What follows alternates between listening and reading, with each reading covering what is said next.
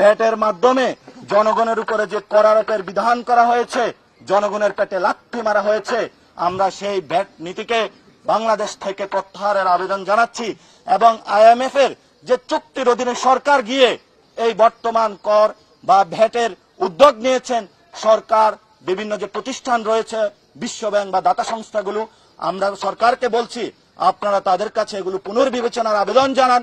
আপনারা যদি পুনর্বিবেচনার আবেদন না জানান, তাহলে শেখ হাসিনার পথে যে পথে শেখ হাসিনা পালিয়ে গিয়েছিল, রাষ্ট্রযন্ত্রকে ওই পর্যায়ে যদি নিয়ে যাওয়া হয়, তাহলে বর্তমান যে জনতা এবং ছাত্র জনতা রয়েছে, তারাও তাদের আগে রক্তের পথে হাঁটতে বাধ্য হবে। আমাদের এই বিপ্লব হয়েছে, এই বিপ্লবকে আমরা ধরে রাখতে হবে, সমুন্নত রাখতে হবে। জুলাই গণ অভ্যুত্থানের যে স্পিরিট রয়েছে, সেই স্পিরিটকে অনুযায়ী সরকারকে যেহেতু ছাত্র জনতা বসিয়েছে, আপনাদেরকে কাজ করতে হবে ওই অনুযায়ী, কোনো হেলাফেলা করা চলবে না। আপনারা খুবই মন্থর গতিতে এগুচ্ছেন।